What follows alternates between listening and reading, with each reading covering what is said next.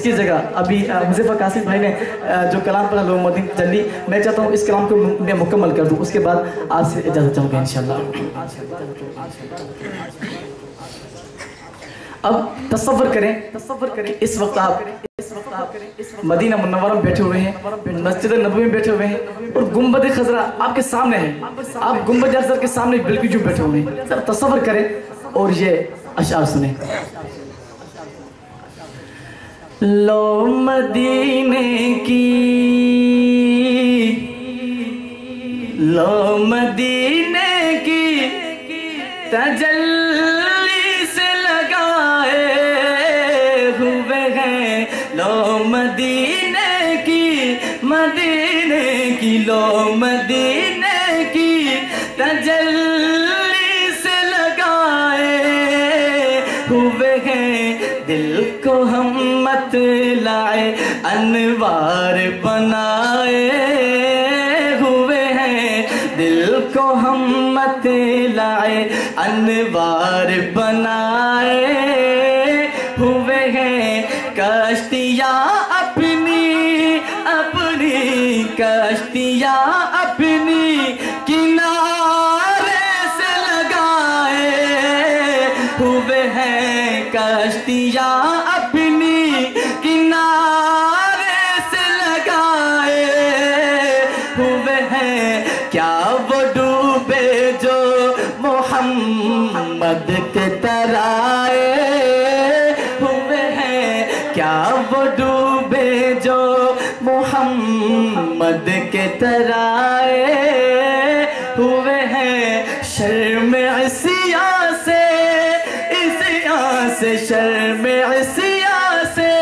نگی سامنے آیا جاتا، یا رسول اللہ بڑا گناہ گار ہوں، بڑا سیاہکار ہوں، مجھے شرم آ رہی ہے کس منہ سے آپ کے سامنے آؤں، شرم عصیاں سے نگی سامنے جایا جاتا،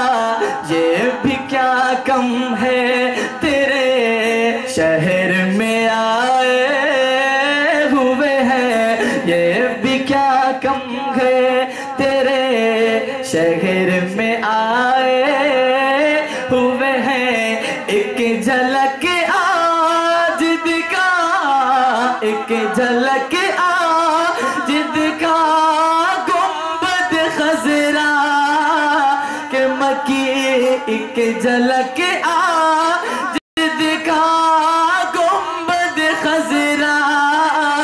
کہ مکی، کچھ بھی ہے دور سے دیدار کو آئے ہوئے ہیں، کچھ بھی ہے دور سے دیدار کو آئے ہوئے ہیں، کیوں نہ پلڑا تیرے اعمال کا باری ہو نصیر، کیوں نہ پلڑا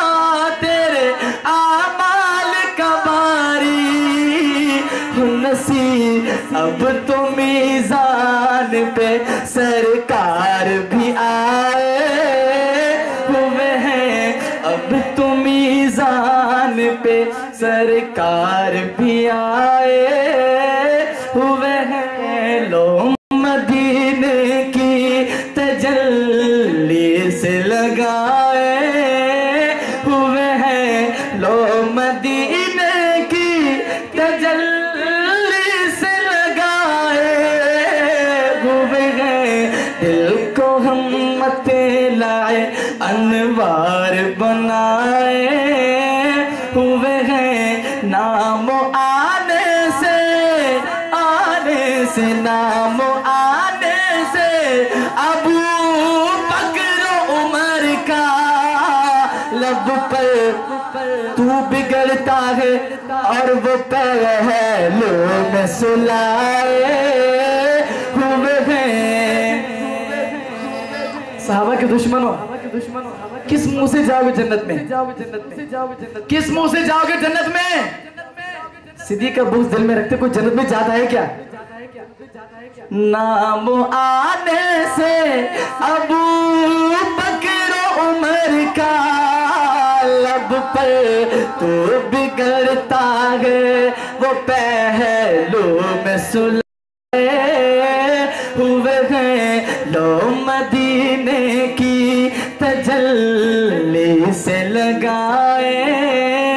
हुए हैं लो मदीने की लो मदीने की तजल्ली से लगाए हुए हैं क्या वो डूबे जो मोहम्मद के तराए हुए हैं।